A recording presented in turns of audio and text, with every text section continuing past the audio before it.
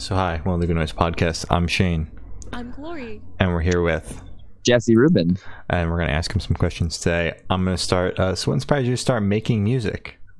Oh, I didn't really have a choice for that. That was something that I grew up with. That sounded really creepy. No, I like so many other musicians, I grew up in a musical household. My father is a musician. His father was a musician. I was always around musical people, and I took piano lessons as a kid and hated it, and then sort of like took a little break. And then in high school, I started playing guitar, and I just immediately, like, some people want to learn guitar so they can like shred and play crazy solos, and I just immediately wanted to write songs and create new things, you know. And that's what I've been doing for 100 years since then. Oh my god, so cool. So congratulations on your newest release, Champion. How do you feel about the response to the single so far? Of course, yeah. What was the question? I'm sorry. How do you feel about the response to it so far? Oh, it's been awesome. It's funny because like as a singer-songwriter, like sometimes it's hard to make like happy music. And so you know, when you put something out like that, it's like it's a little different thematically. It's like supposed to be kind of silly, it's supposed to be kind of fun. But yeah, the response has been really great. And I just felt like with everything happening in the world, you know, people just needed like kind of a fun, silly song where I make fun of myself for 3 minutes, you know? Yeah. Definitely. I felt good. I feel good about it. The response has been great. No one's been like, hey, that song is awful. So I feel good about that. That's always good to hear. That's a positive, I think. Yeah. People are nice. That's Sometimes. Yeah. So is there any meaning behind the single name or the cover art for it? Yeah. So basically, the reason I wrote that song is because I got married a couple of years ago.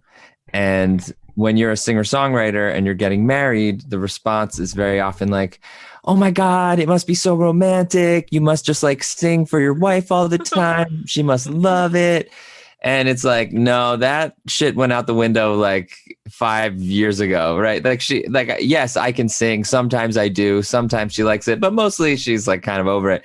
And we were over it. Over it. She enjoys it, but it's not like, oh my God, you know, it's just a different thing. We're married. She hears me play all the time. So it's like, but we were talking about like, as far as like being a married person goes, like I have no actual useful human skills. Like if the apocalypse came, I would be completely screwed, right? Like I have no survival training. I'm bad at literally everything except for like strumming the guitar and like singing songs and having feelings. So I was just sort of, I wanted to sort of write a song that kind of poked fun at the fact that like I have gone my entire life without having any like discernibly useful skills except for those things. Cause I think that's kind of ridiculous, you know. I mean, it's like it's your quirk, I guess. That's your thing, singing. It's my superpower. Exactly. Yeah. And so on top of that, it was like, well, like, listen, we're gonna spend our whole lives together, you know. Hopefully, we're gonna spend our whole lives together, and here are all these things that I can't do, right? Like.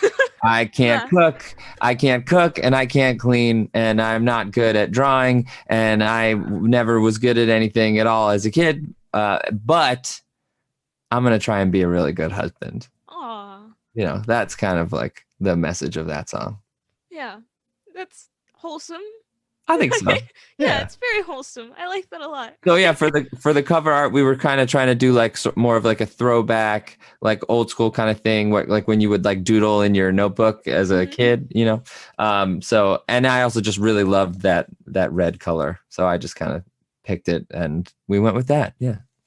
Solid. It is a very nice red. I have to agree with you on Thank you. Yeah, it's a good red.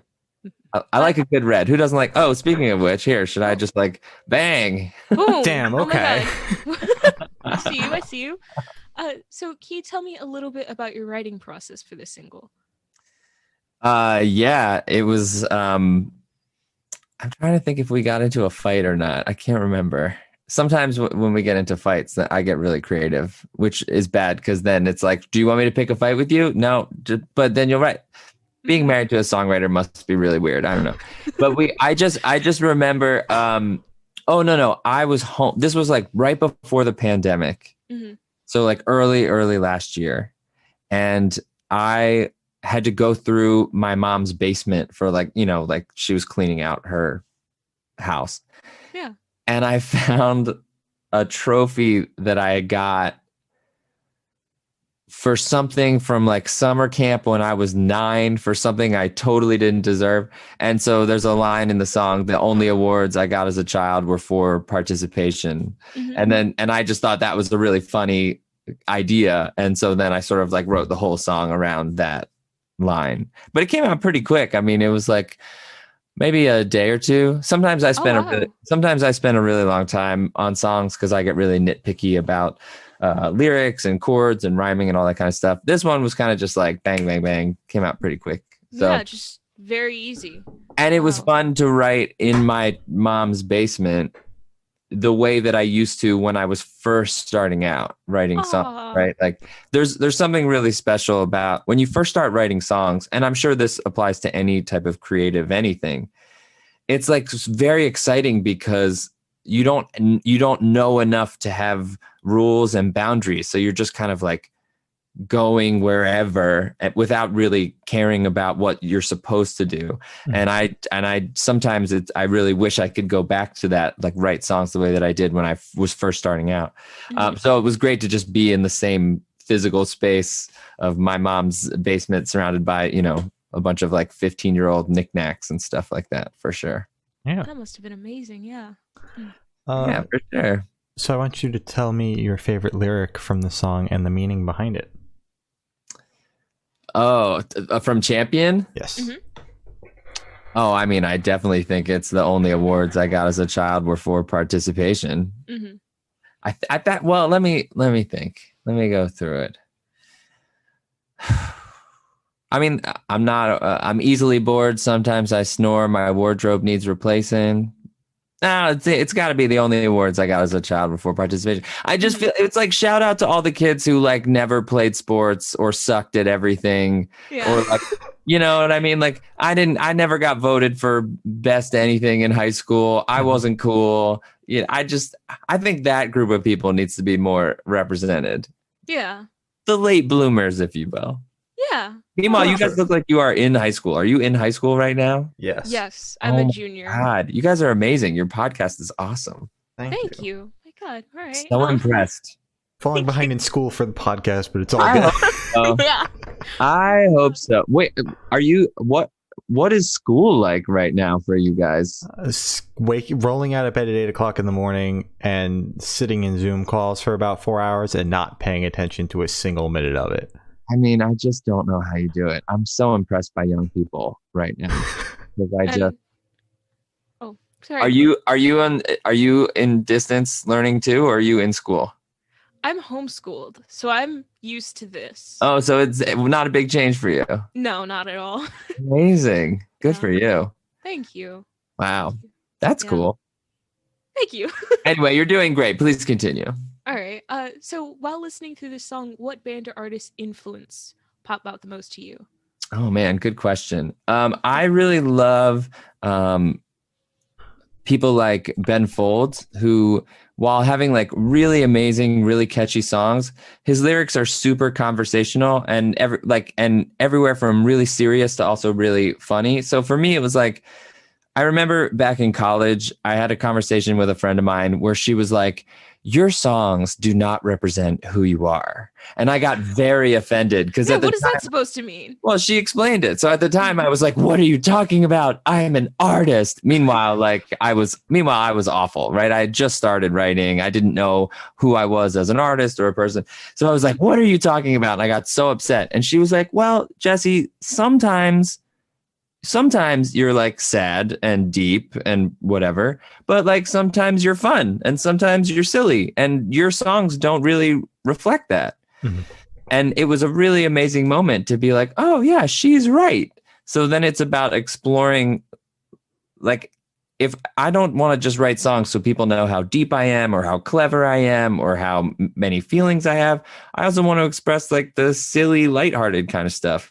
So Ben Folds, I think, does that really well because he could be talking about something really serious and then all of a sudden be talking about someone doing drugs and getting stuck in a tree, right? So like, But I think you should be. It's amazing and interesting to write songs about that. It's you don't just have to write songs about being in love or being out of love or political. Like the human experience is very vast, and I think you can cover all of those things. Oh yeah. Yeah. Don't put yourself in a box. Yeah. Exactly.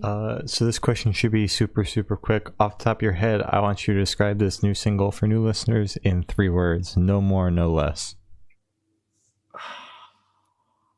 Put me on the spot here. Yeah. Describe. That's the point. Catchy, witty, and fun. All right. Wonderful. Those are perfect. All right. Yes. So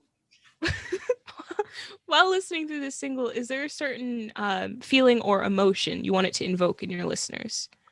I think there's like a little bit of like a tension and release thing where it's like it's not tension, but it's like kind of silly, but then there's like a nice payoff of but I want to love you like a champion. You know what I mean? Yeah. So you kind of go on a journey of like, well, he's just making fun of himself a lot.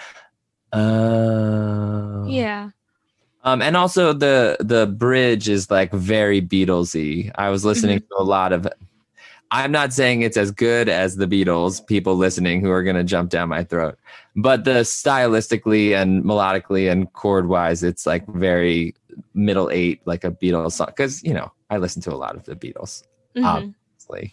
As a person who doesn't listen to the Beatles, I have to say I would rather listen to this over the Beatles. So okay, well done on that. Yeah. We're gonna once this interview's over, we're gonna have like a long discussion about why you need to listen to the. So I'm sorry, we have something to do right now. Actually, we have to go. We have an interview right now with My Chemical Romance. They just the press person just texted me. I'm really sorry. I love it. Yeah. I think the thing about the Beatles, we do not need to talk about the Beatles for very long, but I could. But anything that you like about music that you listen to, the Beatles already did it, and they did it really well, right? Like they just were so brilliant. Anyway. Yeah, that's fair. I mean, no disrespect to them. I've just never been able to get into their music, and I've tried. Yeah. You've tried, and you're just like, not for me. I like Hey Jude. I mean, yeah, sure. Yeah. So good. I think they have like a Sunshine song. I like that one. Right? There's right? like Good Day Sunshine, Here Comes the Sun. Here Comes the Sun, that one. Yeah. Yeah, that's beautiful. Yeah. Those are You're beautiful. certified Beatles stan, Gloria. You gotta join Beatles stan Twitter now. I'm gonna join right now. So is this single leading up to anything new? Album, EP, collection of songs, mixtape? I'm running out of shit to say. Yeah, so I made a record. I finished the record like right before the pandemic, and then it's been a really interesting journey trying to figure out what to do with it, because for the first like 6 months, it was literally just sitting on this hard drive. Like it's just on this hard drive. And I was like, I'll just wait until the pandemic is over. And then it was like, well, we don't know how long that's going to be. Yeah. So then I started putting out singles. So I put out a couple singles from the record. The record's called Belong. The title track is called Belong. I'm not sure when it's going to come out, to be honest. Maybe later this summer, maybe in the fall, probably before the end of the year. And then I'll probably press it on vinyl. And hopefully, if things go well, and I can start doing live shows towards the end of the year and start promoting it that way. But yeah, I mean, it's just a weird time to have an album in the can and trying to figure out what to do with it. It's for what I do, for being a touring singer-songwriter, so much of it is about being in a room with people. And there's just something about the live stream experience that obviously it's like the best we can do, and it's been really fun. And in a lot of ways, live streams and like Zoom stuff has like totally saved my life emotionally, financially, all these things.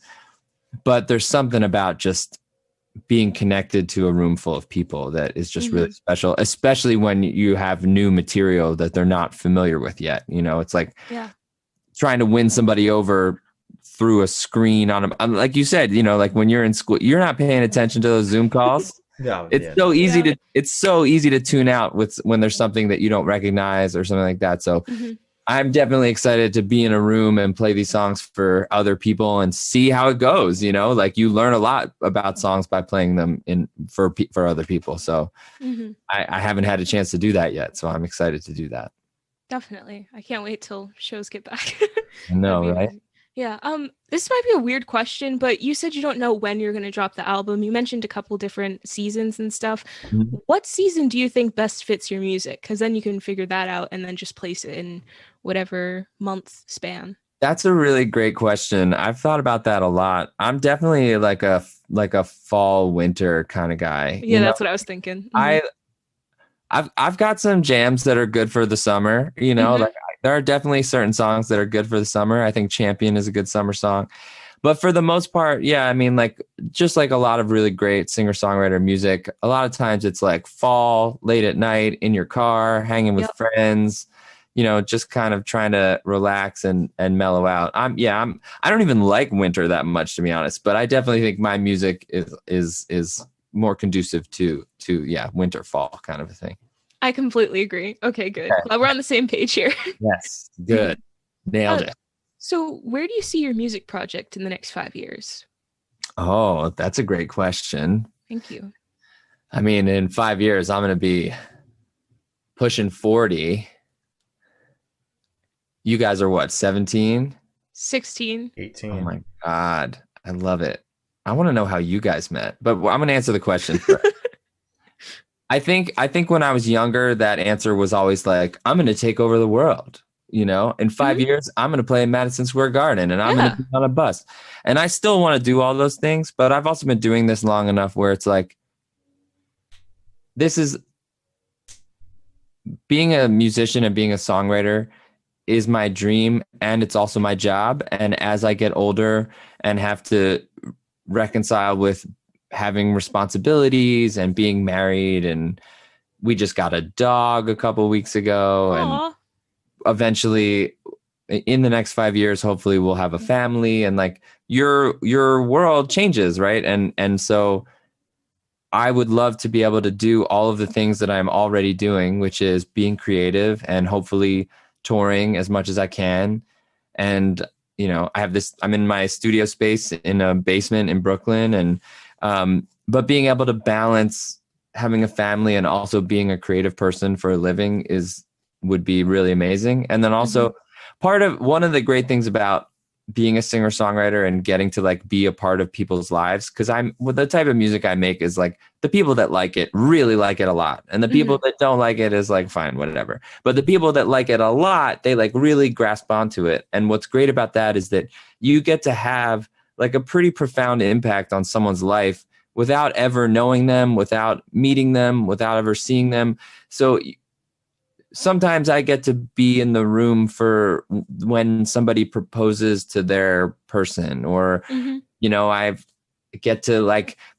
hired to play on a rooftop to surprise somebody for a thing because their favorite song is a song of mine that I wrote when I was in my 20s. You know, so like if I get to like be a family person and be creative, and also every once in a while get to do something completely ridiculous and fun, like, you know, that sounds pretty great. And if things work out and like they're like, hey man, do you want to play Madison Square Garden? I would be like, yeah, sure, okay. Why not?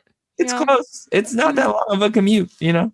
Exactly. Okay, I could fit that into my very busy schedule. Yeah, let me check my schedule. Yeah, I think so. Yeah. But I might be able to make that work. It's amazing how it changes as you get older, from like, I want everything to like, I want enough. I want to live, man. Yeah, I think a lot of times the thing about being a musician versus other jobs is like, nobody walks into a corporation and says to the secretary like, oh, you're not the CEO, huh? You must be really disappointed. Yeah. But literally you would be shocked, because my wife is an actress, so we get it from both sides. And people are like, you know what you got to do? You got to get on the Ellen show. You know, it's because it's that easy. You know what you got to do? You got to play on Kimmel, you know, like, or just all these things. And like, and I don't think it's mean spirited, but people are like, oh, you're not Taylor Swift. Are you majorly disappointed in your life? And it's like, sometimes, yeah, but also I also get to do this, and it's a privilege, and I love it, so just, it's sometimes hard to reconcile those things for sure. Yeah. Mm-hmm. Man. So for the last couple questions, we're actually shift away from music and go straight to death row. Boom. So, if you're on death row, what would your last meal be with a drink? With a drink. With a drink. The most important part. Okay. The drink would definitely be bubble tea for sure. So true. That's mine as well. Really? Mm-hmm. That's like one of the main things I've been missing in quarantine is bubble tea. I love it so much. As far as my meal, something Asian, probably Vietnamese. I don't know. Maybe a banh mi, maybe a pho. Yeah. I don't know. Just something delicious. But also, I'm not going to eat that much. I'll be sad. I'm dying. That's fair. That's valid. What else you got? Oh, okay. So if you live in one fictional world for a week, where would you live? Oh, come on. Harry Potter. How is this even a question? What house are you? I don't know. I didn't take the test. Wait, does anyone say anything other than Harry Potter to this question? We've gotten a lot of Harry Potter. We got it's usually Avatar earlier. Oh, Avatar. Okay. Mm-hmm. We usually get like Lord of the Rings and Harry Potter. Those are like the two big ones. We get Pokemon a lot. And Star Wars. And Star Wars. Yeah, those are the main ones. Star Wars doesn't like if I was in the Harry Potter world, like I don't need to be involved in all the fighting. I just want to do all the fun stuff. Star Wars doesn't seem fun to me. You're like on an alien planet, but it's like hot and people are mean. I don't know. Yeah, it's different. I'm a Harry Potter guy. 100%. Yeah. That's fair. You need to do the test. I think I did it, and I'm a Gryffindor, but it's also possible that I lied on the questions so that I would be a Gryffindor. You got Gryffindor. Yeah. I did that the first time to get Slytherin because I wanted to be, like angsty. Yeah. I did it again and I got Hufflepuff. So. You're far from angsty. Yeah. Hufflepuffs don't really get the respect they deserve. They don't. I mean, Cedric Diggory is like their big claim to fame, but other than that, not a lot going on. Clearly, Shane, you are not a big Harry Potter guy. Not at all. I just you like monster trucks, but you don't like Harry Potter. That's what I'm saying, man. Okay, so you need to listen to the Beatles and you need to read Harry Potter. I'm glad that I had this impact on your life. I really wish I had the time to read Harry Potter because I read the first book. I have the collection sitting upstairs, and I read the first book, and then what are you doing? I don't like reading. Yeah. No, do not watch the movies. Movies are garbage. I also don't have time to watch the movies. What are you doing? You're so busy. The podcast. Yeah, and school and work and maintaining my relationship and making sure that doesn't fall apart. I got stuff to do. I'm not saying drop out of school so that you can read Harry Potter, but I'm not saying that. So I have gone asking the last question, and every single person who's spoken to has said that it is the most important question. What's your favorite color?